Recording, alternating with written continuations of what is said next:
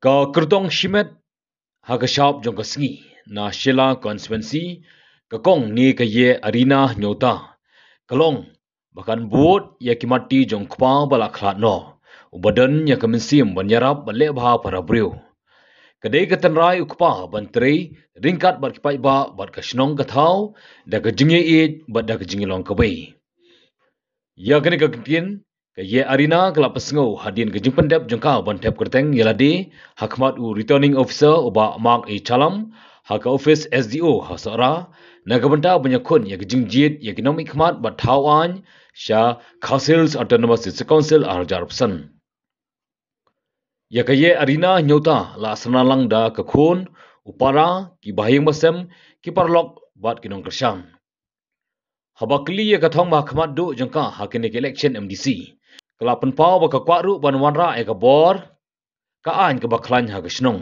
namar ka Shela ka dei ka basadin bat khamtam ka don ha ka border bat kari Bangladesh ti ladan kam ban pen khlan bha shushu ya ki an shnong lingba ki kli nong sanchar shnong kanang bandan ka jingshong shngan ki kun ki kti bat ki nong shong shnong baro habapun kut kala banrap na ka boong ka boit ka bor ka dei jong pat ba ka dei hau pat ba uban rai kino ki batrei na banta ka bha kamiat jong ki babon balang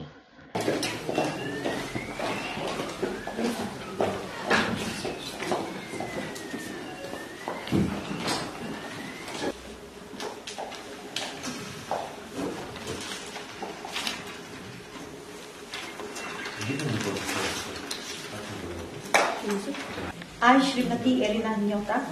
having been nominated as a candidate to fill a seat in the 11th Shela ST District Council or Legislative Council, do swear in the name of God solemnly affirm that I will bear true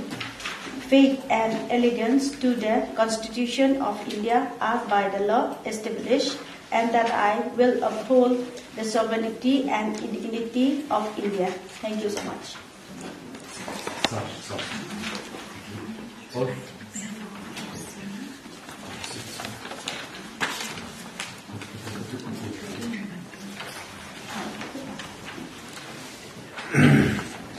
Kaji ang nut ka long na du kipot baslem ha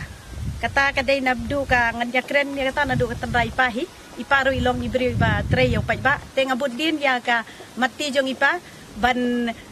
trei rengkat bat ka snong bat ka tha bat ki pa ba nong som snong kani kadai ka jinglong tandai jong jonga bat ka jinglong tandai na yin jongi ban I ya ki para snong ki pratha ban I ji pa ba hi om ban jit kumajit ka ba na jit ayu yuru ngishim ba ba nginya long ka wei nginya I lada ibaret lani idan inoi kap nginya long ka wei kajing ang nut ka baning kong kadai ka ba angin mara ya ka bor ka an snong ka baklan lagi baklan tam namar ka Shela konstituensi ka syong senjor haki line border kumbanga ngadan po ka border area tenga I ba ka border area ngidon kam ban penklan bat ki klit nok senchar snong kenang ba ki kun lani mangi ki nong syong snong nginyo hapedeng ka jing syong sngai kabor kabuj kadai ki jong pajba kajing paj parman kadai ki jong pajba te ngangai scam bagi pajba kani ka kenti kin pej ya ulani ya ka candidate ka ba uno uba trei na bentau pajba uba syakri hak yo pajba uba yang hal kanong rem jong pajba katahi ka ba kongsan